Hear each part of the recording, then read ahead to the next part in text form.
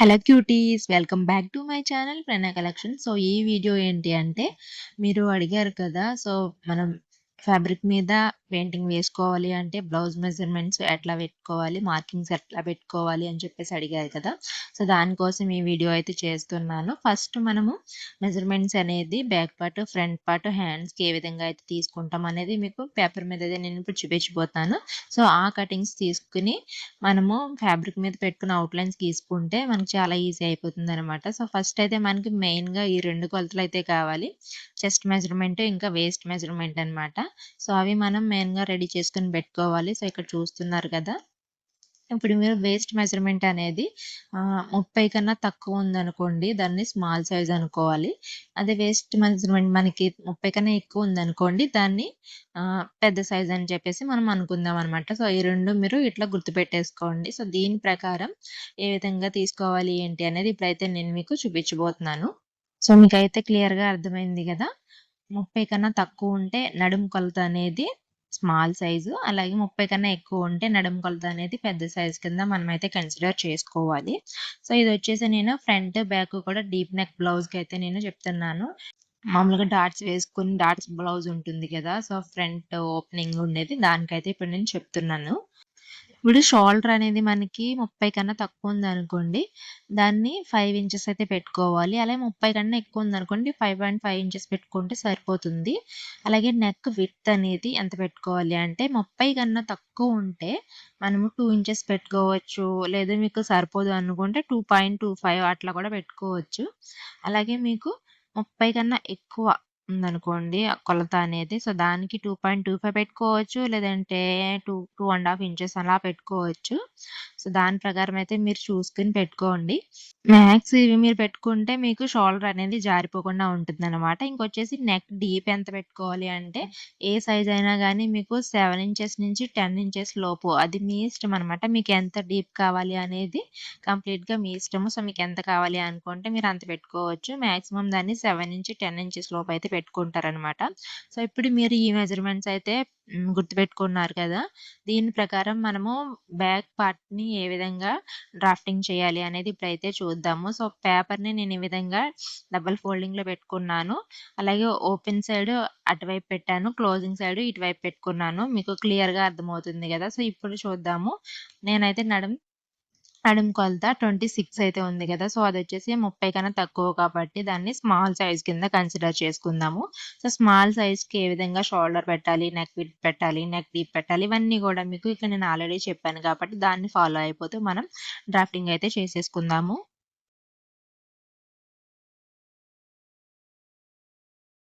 So చూస్తున్నారు కదా, first అయితే నేను షోల్డర్ దగ్గర డ్రా చేస్తున్నాను. 5 ఇంచెస్ అయితే తీసుకున్నాను. మీకు 30 కన్నా ఎక్కువ ఉందనుకోండి కొలత అనేది, సో మీరు 5.5 అయితే తీసుకోవచ్చు అనమాట. సో నేను నెక్ కోసం ఇక్కడ ఓన్లీ 2 ఇంచెస్ మాత్రమే తీసుకుంటున్నాను. అలాగే మిగిలింది షోల్డర్ వచ్చేసి మనకి 3 ఇంచెస్ అయితే ఉంటుంది కదా. ఈ విధంగా మనకి షోల్డర్ దగ్గర డ్రా చేసుకోవడం అయిపోయింది.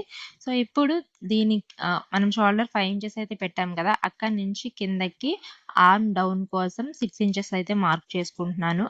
నా సైజ్కి తగ్గట్టు నేను 6 ఇంచెస్ అయితే డ్రా చేసుకుంటున్నాను. మీరు 6 లేదా 6.5 కూడా, ఇంకా ఎక్కువ అనుకోండి మీరు 6.5 అట్లా కూడా తీసుకోవచ్చు అనమాట. 6.5 ఈ రెండింటి మధ్యలోంచి అయితే మీరు తీసుకోవచ్చు. సో ఇప్పుడు అక్కడ ఒక మార్కింగ్ అయితే పెట్టుకొని చిన్న గీత అయితే గీసుకుంటున్నాను. సో ఇక్కడ మనము చెస్ట్ మెజర్మెంట్ అనేది తీసుకుని చెస్ట్ మార్కింగ్ అయితే చేసుకుంటాం అనమాట. సో ఇప్పుడు ఏంటంటే మనకి మాటిమాటికి ఆ బుక్ అనేది తీసుకోకుండా మీరు చెస్ట్ ఇంకా వేస్ట్ మెజర్మెంట్స్ అనేది రఫ్గా ఇక్కడ అయితే రాసేసుకోండి. సో దాని ప్రకారం మనము ఈజీగా వర్క్ చేసుకోవడానికి వీలవుతుంది. లేదంటే మాటిమాటికి మళ్ళీ బుక్ తెచ్చుకొని పెట్టుకొని చూసుకొని అన్ని టైం వేస్ట్ పనులు కాబట్టి. సో ఇప్పుడైతే నేను చూడండి, చెస్ట్ నాకు 28.5 కదా, దాన్ని బై 4 అయితే చేశాను. బై 4 చేస్తే ఎంత వచ్చింది, 7.125. సో దానికి నేను +1 ఇంచ్ అయితే యాడ్ చేశాను లూజింగ్ కోసం. సో ఇప్పుడు 8.12 వచ్చింది. 8.12 వచ్చింది కదా, దాన్ని మనం 8 కింద తీసుకుంటే సరిపోతుంది. సో నేను చూడండి, చెస్ట్ దగ్గర నేను ఇట్లా 8 ఇంచెస్ అయితే మార్క్ చేసుకున్నాను. దాని తర్వాత మనకి సీమ్ అలవెన్సెస్ ఉంటాయి కదా, సో దాన్ని 1.5 అయితే తీసుకున్నాను. ఖర్చు కోసం 1.5 ఇంచ్ అయితే తీసుకున్నాను. సో ఇప్పుడు నేను వేస్ట్ మెజర్మెంట్ మార్క్ చేసుకుందాం అనుకుంటున్నాను. దానికోసం మనకి బ్లౌజ్ లెంత్ అనేది కావాలి. సో బ్యాక్ సైడ్ మనం ఎంత లెంత్ పెట్టుకుంటున్నాము అనేది ఇప్పుడు మనకి తెలియాలి. నాదైతే నేను 13 ఇంచెస్ అయితే తీసుకుందాం అనుకుంటున్నాను. సో దాన్ని బట్టి ఒక 1 ఇంచ్ అయితే ఖర్చు కోసం యాడ్ చేసుకుంటున్నాను అనమాట. సో 14 ఇంచెస్ దగ్గర నేను ఒక మార్కింగ్ చేసుకుంటున్నాను. కొంచెం అటువైపు కూడా 14 ఇంచెస్ దగ్గర అయితే మార్కింగ్ పెట్టుకొని ఒక స్ట్రైట్ లైన్ అయితే డ్రా చేసుకోండి. సో ఈ లైన్ మీద మనము వేస్ట్ మెజర్మెంట్ అనేది తీసుకుంటాం అనమాట. సో నాకైతే చూడండి వేస్ట్ అనేది 26 ఉంది కదా! సో దానికి నేను బై 4 అయితే చేస్తాననమాట. బై 4 చేసి అక్కడ ఎంత వచ్చిందో అంత మార్కింగ్ అయితే చేసుకోవాలి. అలాగే పైన ఆర్మ్ డౌన్ ఉంది కదా! అక్కడ కూడా ఒక స్ట్రెయిట్ లైన్ కిందకైతే చెస్ట్ లైన్ టచ్ చేసేలాగా డ్రా చేసేసుకోండి. సో ఇప్పుడు చూడండి 26/4 అంటే 6.5 అయితే వచ్చింది.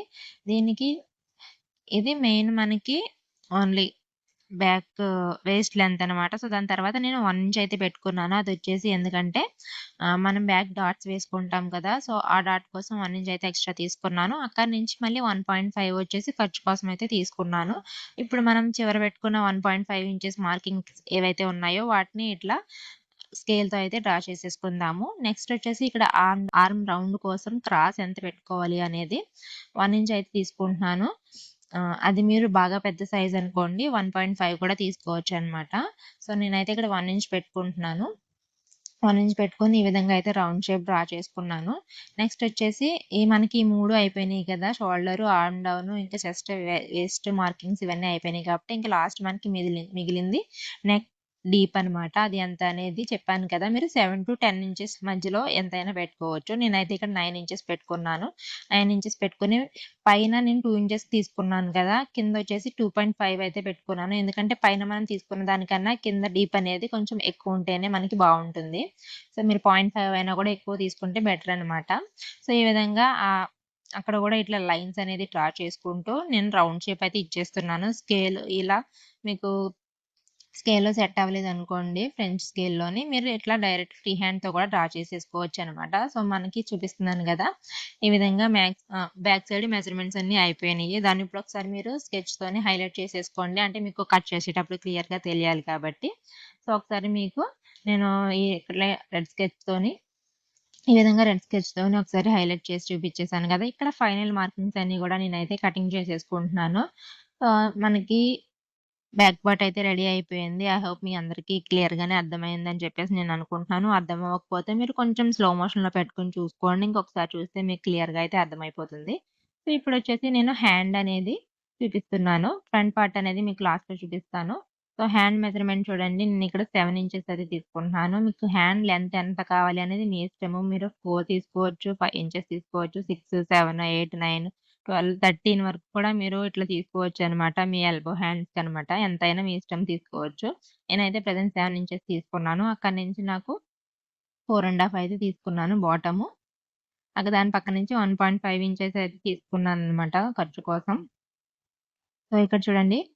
సో ఇప్పుడు మనం ఆర్మ్ ఆర్మ్ డౌన్ అనేది డ్రా చేసుకోవాలి కాబట్టి దానికోసం ఈ విధంగా లెస్ థాన్ 30 అయితే 3 ఇంచెస్‌కి 30 కన్నా ఎక్కువ అయితే 3.5 ఇంచెస్ దగ్గర మార్కింగ్ చేసుకోవాలి. సో ఇట్లా నేను 3 ఇంచెస్ దగ్గర మార్క్ చేసుకొని ఒక లైన్ అయితే డ్రా చేసుకుంటున్నాను. అలాగే మనకి హ్యాండ్‌కి పైన ఎంత గ్యాప్ ఇవ్వాలనేది కూడా నేను ఇప్పుడు చెప్తాను మీకు. అది 1 ఇంచ్ ఇచ్చుకోవచ్చు, 1.5 ఇచ్చుకోవచ్చు, 2 ఇంచెస్ కూడా ఇచ్చుకోవచ్చు. అది మనకి 25 ఇంచెస్ కన్నా నడుము కొలత అనేది తక్కువ ఉందనుకోండి 1 ఇంచ్ పెట్టుకోండి. 30 అట్లా 30 ప్లస్ అలా ఉందనుకోండి 1.5 పెట్టుకోవచ్చు. మీకు మాక్సిమం ఇంకా పెద్ద సైజు 35, 36 అట్లా అక్కడి నుంచి ఇంకా ప్లస్ సైజ్ అంతా కూడా మీరు 2 ఇంచెస్ అలా తీసుకోవచ్చనమాట. సో నేనైతే 1.5 ఇంచ్ తీసుకున్నాను. 1.5 ఇంచ్ తీసుకున్న తర్వాత మనకి ఆర్మ్ రౌండ్ ఉంటుంది గదా! సో అదెంత అనేది మెజర్ చేసుకొని పెట్టుకోవాలి. నేను 14 ఇంచెస్ అనుకోండి. దాన్ని హాఫ్ చేస్తే 7 ఇంచ్ వచ్చింది కదా! సో 7 ఇంచ్ అనేది మార్క్ చేసుకొని ఇక్కడ ఆర్మ్ డౌన్‌కి ఒక గీత అయితే కొట్టేసాను. సో ఇప్పుడు ఆ పాయింట్ నుంచి మనం 1.5 పెట్టుకున్నాం కదా! అక్కడికి ఒక క్రాస్ లైన్ అయితే డ్రా చేసుకోవాలి. అలా డ్రా చేసుకున్న తర్వాత ఇప్పుడు దానికి ఎగ్జాక్ట్ మిడిల్‌లో అయితే ఒక మార్కింగ్ పెట్టుకోవాలి. ఇప్పుడు మిడిల్ నుంచి మళ్ళీ ఫస్ట్ దానికి ఇంకొక మధ్యలో మార్కింగ్ చేసుకోవాలి. అలాగే ఈ చివర కూడా మళ్ళీ మధ్యలో ఇంకొక మార్కింగ్ అయితే చేసుకోవాలి. ఈ విధంగా మనకి మొత్తం ఆ లైన్‌లో ఆ క్రాస్ లైన్‌లో 3 మార్కింగ్స్ అయితే చేసుకోవాలనమాట. అలా చేసుకున్న తర్వాత ఫస్ట్ దానికి పైకి 0.25 తర్వాత హాఫ్ ఇంచు మధ్యలో దానికి పైకి, కింద దానికి 0.25 కిందకి ఆ విధంగా అయితే ఇచ్చుకోవచ్చు. సో, ఇచ్చుకొని ఈ విధంగా నేను సింపుల్‌గా కర్వ్ అయితే డ్రా చేసేసాను కదా! దాన్ని మీరు ఇంకా నీట్‌గా కూడా చేసుకోవచ్చు. సో, చూడండి ఇప్పుడు మనకి ఆ కర్వ్ అయితే డ్రా చేసుకున్నాం గదా! దాని మీద ఆహ్, మన ఆర్మ్ రౌండ్ అయితే ఉంది గదా! Measurement 7 inches. సో, 7 ఇంచెస్ ఎక్కడి వరకు వస్తుందో కొలుచుకొని మార్కింగ్ అయితే చేసుకోవాలి. తర్వాత ఖర్చు కోసం అయితే 1 ½ ఇంచ్ అనేది మార్కింగ్ చేసేసుకోవాలి. సో, ఎలా మార్కింగ్ చేసుకోవాలి అనేది నేను క్లియర్‌గా చూపిచ్చాను కదా! సో, దాని ప్రకారం మీరు మార్కింగ్స్ పెట్టుకొని లాస్ట్ ఉన్న ఆహ్, లైన్స్‌ని, పాయింట్స్‌ని కలుపుకుంటూ ఈ విధంగా అయితే లైన్స్ అనేది డ్రా చేసేసుకోవాలి. సో, ఇప్పుడు ఈ విధంగా మనకి షేపింగ్ అనేది ఇచ్చేసిన తర్వాత మీరు కట్ చేసేసుకోవచ్చు. కట్ చేసుకున్న తర్వాత ఫ్రంట్ పార్ట్‌కి షేప్ అనేది ఇచ్చుకోవచ్చు. అసల మాక్సిమం ఇదంతా ఇంత డీటెయిలింగ్ మనకి బ్లౌజ్ పైన మార్కింగ్ చేసుకోవడానికి పెయింటింగ్ కోసం అవసరం లేదనమాట. కాకపోతే మీకు తెలియాలి కాబట్టి నేను మొత్తం చాలా పాయింట్ టు పాయింట్ క్లియర్‌గా అయితే చెప్తున్నాను. సో, ఫ్రంట్ అయితే ఈ విధంగా కర్వ్ అనేది తీసుకొని పెట్టుకోవాలి మనము. సో, ఇక్కడ మార్కింగ్ చేసుకొని పెట్టుకోండి. సో, చూడండి ఇంత డిఫరెన్స్ అయితే రావాలి ఫ్రంట్, బ్యాక్ కూడా. సో, ఈ విధంగా అయితే హ్యాండ్ కటింగ్ కూడా అయిపోయింది. సో, ఇప్పుడు నేను బ్యాక్ పార్ట్ ఆల్రెడీ చూపిచ్చాను కదా! దాని ప్రకారం ఫ్రంట్ అనేది ఎలా మార్కింగ్ చేసుకోవాలి అనేది చూపిస్తాము. చాలామంది మనకి మాక్సిమం ఫ్రంట్ కూడా వేసుకుంటాం గదా! పెయింటింగ్ డిజైన్స్ అనేది. సో, దాని ప్రకారం ఈ విధంగా నేను బ్యాక్‌ని కింద 2 ఇంచెస్ అనేది ఫోల్డ్ చేసుకొని పెట్టుకున్నాను. 2 ఇంచెస్ లేదా మీరు ఇట్లా 4 ఫింగర్స్ పక్క పక్కన పెట్టుకుంటే ఎంత లెంత్ వస్తుందో దాన్ని ఆ విధంగా ఫోల్డింగ్ అయితే చేసేసుకోవాలి. అలా చేసుకున్న తర్వాత మొత్తం ఇక్కడ చూపిస్తున్నట్టుగా అయితే ఒకసారి మార్కింగ్ చేసుకోండి. ఔట్‌లైన్స్ అనేది డ్రా చేసుకున్న తర్వాత కింద, అలాగే పైన కూడా నేను చూపించిన విధంగా లైన్స్ అనేది ఎక్స్‌టెండ్ చేసుకోవాలనమాట. సో, ఇక్కడ మనకి ఆర్మ్ డౌన్ దగ్గర 0.5 ఇంచ్ అనేది పెట్టుకొని డ్రా చేసేసుకోండి. అది మనకి లోతు భాగం తీసుకోవాలి. సో, ఇప్పుడు మనకి ఫ్రంట్ నెక్ అనేది డీప్ ఎంత అంటే నేను 6 ఇంచెస్ అయితే పెట్టుకున్నాను. మీరు 5 ఇంచెస్ పెట్టుకోవచ్చు. 5.5, 6 ఇంకా డీప్ కావాలనుకుంటే 6.5, 7 ఈ విధంగా కూడా పెట్టుకోవచ్చనమాట. ఆ డీప్ ఎంత కావాలి అనేది మీ ఇష్టము ఫ్రంట్ డీపు. సో, నేనైతే 6 ఇంచెస్ తీసుకొని దాని కిందకి ఈ విధంగా లైన్ అయితే డ్రా చేసుకొని పక్కకు కూడా నేను లైన్ అనేది డ్రా చేసేసుకున్నాను. సో, ఇప్పుడు దాంట్లో కర్వ్ అనేది తీసుకొని రౌండ్ షేప్ అయితే ఇచ్చేసాననమాట. జస్ట్ మనకి ఆ ఫ్రంట్ డీప్ ఎంత పెట్టుకున్నామో ఆ కర్వ్ కావాలి కాబట్టి మీరు ఇక్కడితో పేపర్ కట్ చేసుకొని మార్కింగ్ పెట్టేసుకోవచ్చు. సో, నేను అక్కడి నుంచి ఆపకుండా ఇంకా మీకు కింద బెల్ట్ వేసుకుంటాం గదా! Shape belt. సో, దానికి మార్కింగ్ ఏ విధంగా చేసుకోవాలో కూడా క్లియర్‌గా చూపిచ్చేస్తున్నాను చూడండి. సో, కింద నుంచి ఇట్లా మనకి కింద బాటమ్ లైన్ అయితే ఉంది గదా! దాని దగ్గర నుంచి ఇటు సైడ్ పైకి 1 ఇంచు అలాగే అటు సైడ్ కూడా పైకి 1 ఇంచ్ అయితే తీసుకొని మార్కింగ్ పెట్టుకోండి. అలాగే ఆ లైన్ నుంచి కిందకి ఒక హాఫ్ ఇంచ్ అయితే పెట్టుకోవాలి. సో, హాఫ్ ఇంచ్ పెట్టుకొని ఒక లైన్ అయితే డ్రా చేసుకోండి.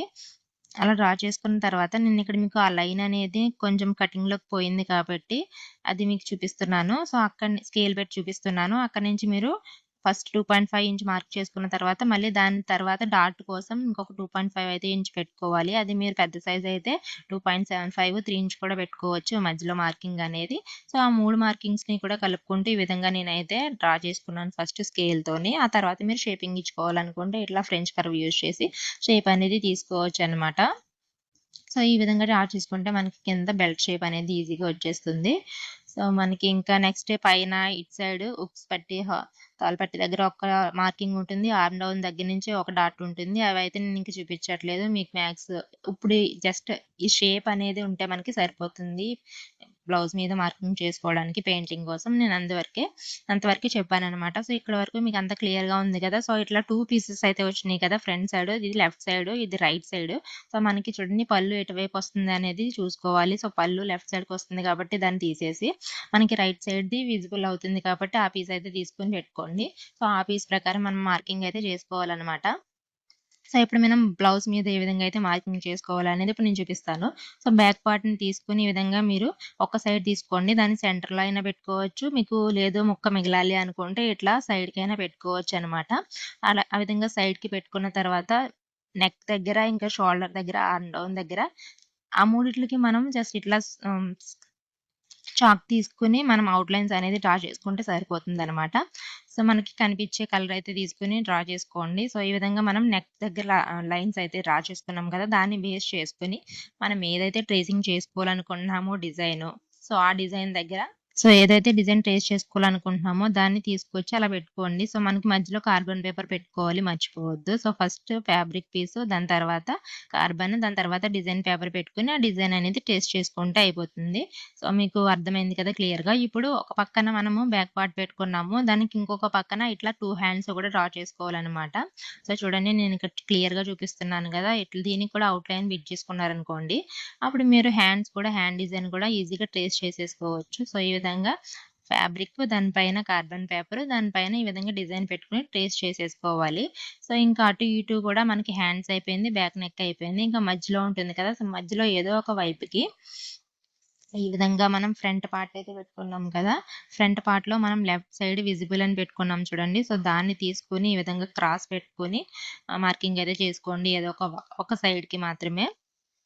క్రాస్‌గా పెట్టుకోవాలి. అది మాత్రం మర్చిపోవద్దు. స్ట్రెయిట్‌గా అయితే పెట్టొద్దు. సో, క్రాస్‌గా పెట్టుకొని దానికి కూడా షేప్ అనేది డ్రా చేసుకున్నారనుకోండి, అక్కడ మనము పెయింటింగ్ అనేది వేసేసుకోవచ్చనమాట. ఈ విధంగా మీకు ఆ మార్కింగ్స్ అనేవి విజిబుల్‌గా పెట్టుకోండి.